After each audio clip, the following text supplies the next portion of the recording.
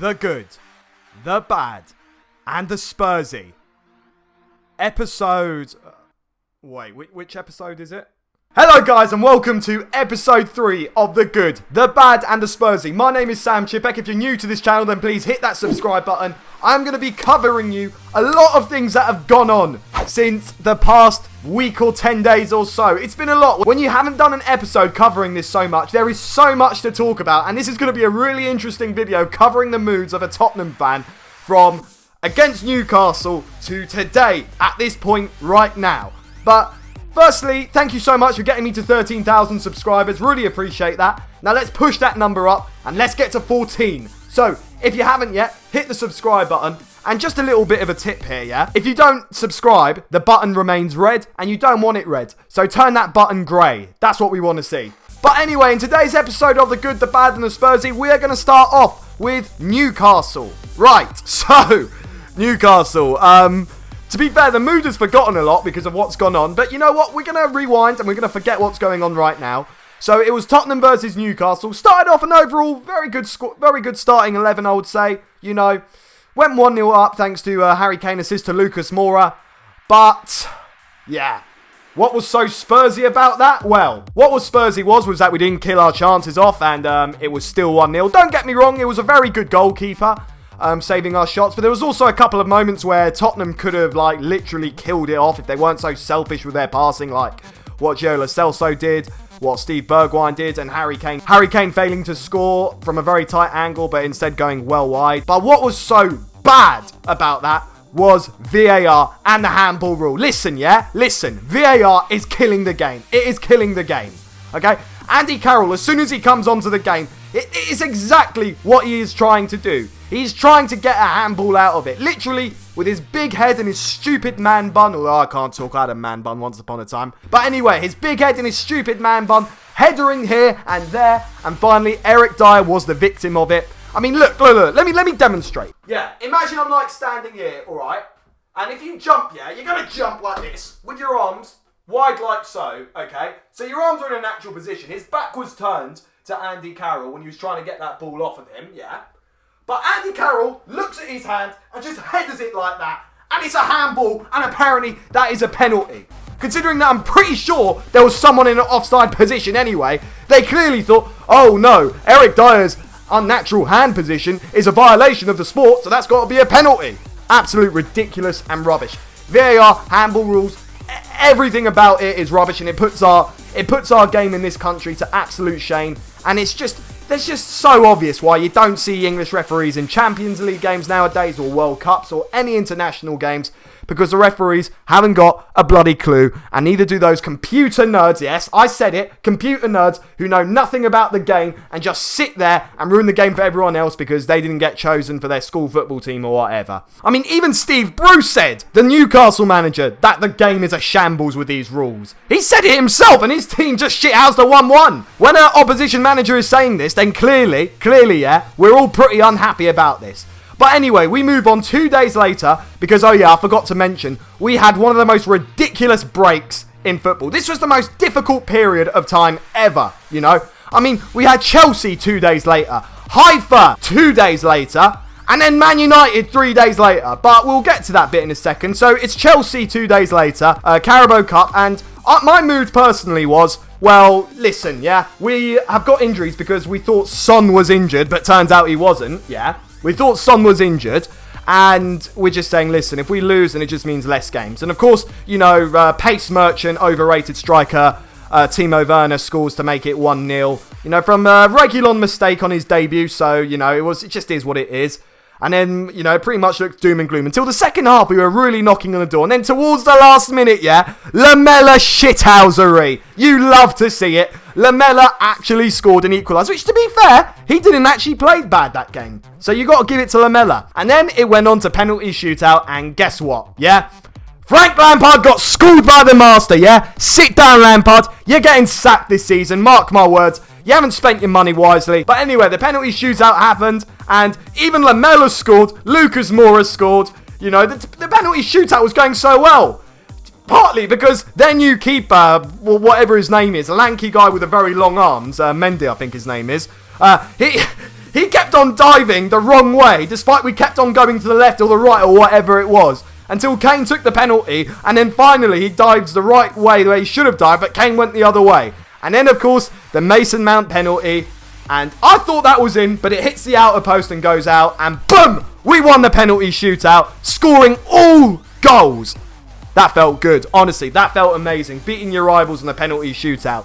Considering as well, like I said, we played 2 days before, and we didn't even start our first team. We started 2 midfielders up front, you know, Bergwijn and Lamela. And Chelsea still lost to our second team. Oh, you love to see it. You absolutely love to see it. Okay, so then 2 days later, we played Maccabi Haifa, Europa League game. And, well, what was his name? Abu Fani calling out Harry Kane.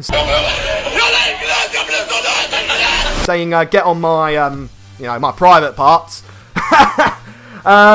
But no, we scored Maccabi Haifa as well. I mean, they were very good attacking. I'll give them that. Their Cherry fella had a brilliant shot.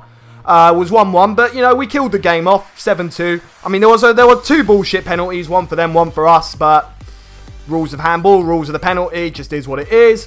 And, funnily enough, that was 1 year later after we lost to Bayern Munich 7-2. What a way to move on 1 year later, eh? And then, the day after, I believe it was, guess what? We signed a striker! Oh, you know what? Wait. Insert those party emojis there. Everywhere around the screen. Insert those party emojis. Tottenham Hotspur signed a striker. We signed big old Vinny from a Portuguese league of Benfica, scoring 23 goals and 13 assists in 42 appearances. So he's not even a no-mark striker. He's not someone who can also play as a striker, but actually plays as a winger. And then when he comes to the Premier League, it turns out he's actually not a striker at all. No, we have signed a striker. Since dearly departed Fernando Llorente left on a free to go to Napoli, we've been without a striker. Harry Kane, we have been relying on Harry Kane the whole time, but we did it. We actually signed a striker. Levy got his checkbook out once again and signed us a striker, and I'm honestly very over the moon about that. Levy, man, you got to give yourself a pat in the back. After years of all this abuse, you finally got your checkbook out, unless Jose Mourinho locked you in a cupboard and did all the transfer negotiations himself, which I admit it is a possibility. 3 days later, after Maccabi Haifa, we play Man United, yeah? The usual. Bruno Fernandes, penalty. But then guess what? We equalised. 2-1, 3-1. Kane and Son absolutely destroying Man United. Ndombele playing on fire as well, and who also got a goal to the sheet. It was 4-1 at half-time. I mean, 4-1 at half-time at Old Trafford, yeah? Who would have ever believed that? Ole Gunnar Solskjaer is done out here. He is gone. He is getting sacked. You mark my words, yeah? Ole Gunnar Solskjaer will be the second manager to be sacked in the Premier League season. First, it will be Scott Parker from Fulham, and then it will be Ole. Ole is done out here. He can't control Pogba. He can't control Bruno Fernandes. He can't control that big slabhead who can't defend anything to save his life, Harry Maguire, yeah? Which, by the way, further rumours have suggested that in the changing rooms, the reason why Bruno Fernandes wasn't playing in the second half was because Harry Maguire and Bruno Fernandes got into a huge fight in the changing room saying you're not fit enough to wear the captain's band, which resulted to a big fight in the changing room and then Bruno Fernandes not playing the second half. Ole, man, if these things are going to happen in your club, you're not fit enough to be the manager. You might be Mr. Nice Guy, Mr. Babyface Nice Guy, but Man United, man, one of the biggest clubs in England, and you just lost 6-1. 6-1. Man City style at Old Trafford under Sir Alex Ferguson. But now under Ole Gunnar Solskjaer, the same happens. A 6-1 loss. You genuinely love to see it. Yeah, we were fire that game, man. Kane, Son, Ndombele, Aurier scoring too. What a performance that was, man. Like, honestly, I have never seen it anything like that before, where we actually score 6 past Man United. You know, I remember when I was like a child and I went to the old White Hart Lane and we were 3-0 up against Man United. And I thought I was gassed. I remember that until, well, the second half happened when Ferguson said, lads, it's Tottenham. And they scored 5. But not anymore, though. Not anymore with this, lads, it's Tottenham. Lads, it's Man United. Beat them. Now, we have talked about the good. Now let's go on to, well, the slightly bad and the transfer window deadline day. So, we, in the end, did not manage to sign Skriniar. I mean, I already covered this in my previous video. I'm not going to repeat myself again, but I'm going to say in short, you know, centre-backs has been an issue in our team lately. Despite that we've won against like Southampton and Man United with an absolute goal fest, the goals that we conceded, at least one of them, have been due to a centre-back error. So, I would have liked to have seen us sign Skriniar. But we are signing this Swansea centre-back, Joe Rodon, which, to be honest, I don't know too much about, other than he's made 4 international appearances for Wales, and he is apparently regarded as one of the youngest and most promising centre-backs in the Championship. Is this really the quality, though, we want to go for? I don't know, but listen, we need a new centre-back, so yeah. And that pretty much covers the good, the bad, and the Spursy episode. So far, I would say overall, it has definitely been the good. With a few moments of Spursy, like VAR, a few moments of bad, like not signing a centre-back.